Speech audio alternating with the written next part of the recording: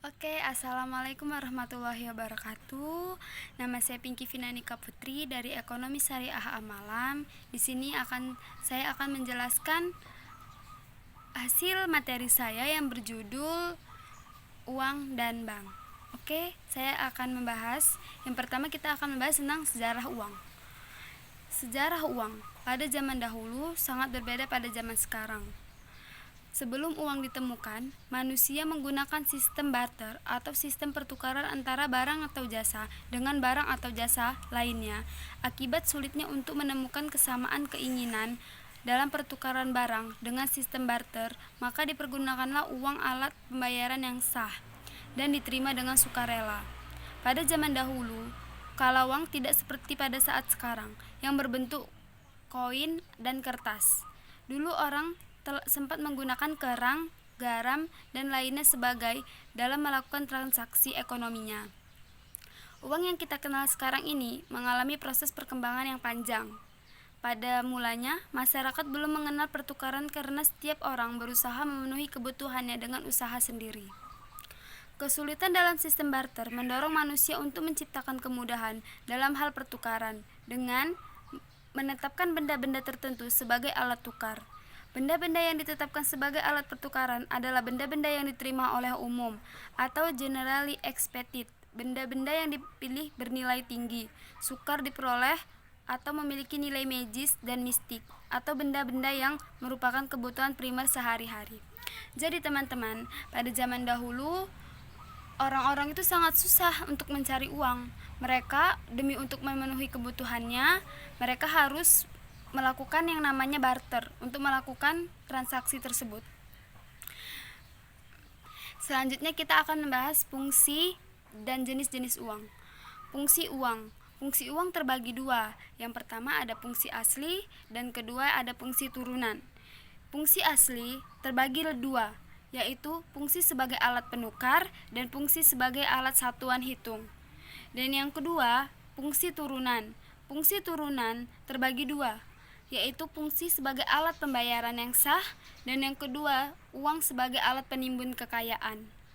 Selanjutnya kita akan membahas jenis-jenis uang. Jenis-jenis uang terbagi menjadi tiga. Yang pertama, uang giral, yang kedua, uang kuasi, dan yang ketiga, uang kartal. Selanjutnya, uang menurut nilainya. Menurut nilainya, uang dibedakan menjadi uang penuh dan uang tanda. Yang pertama ada uang penuh. Uang penuh, nilai uang dikatakan sebagai uang penuh apabila nilai yang tertera di atas uang tersebut sama nilainya dengan bahan yang digunakan. Dengan kata lain, nilai nominal yang tercantum sama dengan nilai intrinsik yang terkandung dalam uang tersebut. Yang kedua ada uang tanda. Uang tanda itu dimaksud dengan apabila nilai tertera di atas uang lebih tinggi dari nilai bahan yang digunakan untuk membuat uang, atau dengan kata lain nominal lebih besar dari nilai intrinsik.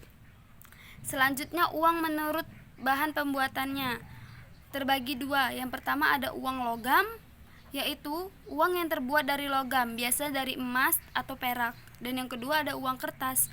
Uang kertas itu terbuat dari kertas dengan gambar dan cat tertentu dan merupakan alat pembayaran yang sah. Selanjutnya ada teori uang. Teori uang menurut James Keynes, meskipun bisa dikatakan bahwa teori uang Keynes adalah teori yang bersumber dari teori Cambridge, tetapi Keynes mengemukakan sesuatu yang berbeda dengan teori moneter tradisi klasik.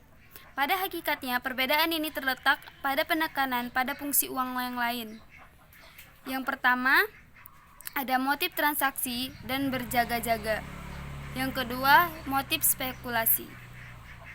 Oke, selanjutnya kita akan membahas pengertian bank.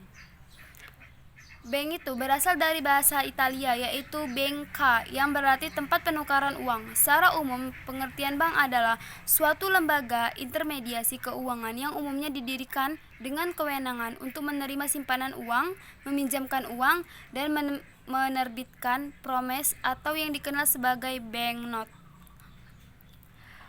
Yang jenis dan produk bank. Jenis-jenis bank itu ada 4. Yang pertama, bank sentral, bank umum, bank rakyat, dan bank syariah. Yaitu Selanjutnya ada produk bank. Produk bank yaitu ada giro, tabungan, dan deposito, dan lembaga keuangan lainnya. Yang pertama ada perusahaan asuransi, yang kedua ada PT Pegadaian atau Persero, dan yang ketiga ada koperasi kredit yaitu simpan pinjam. Oke, saya akan menjelaskan kesimpulan dari hasil materi saya ini. Uang memegang peranan yang sangat penting dalam kegiatan perekonomian.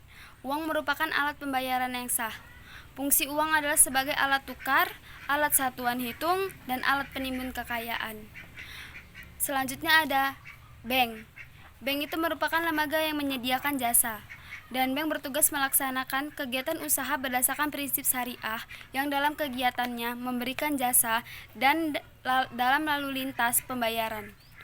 Uang dapat memenuhi segala pokok kebutuhan manusia, namun tergantung bagaimana cara kita mengelolakannya. Oke teman-teman, sekian dari hasil presentasi saya. Lebih dan kurang saya mohon maaf.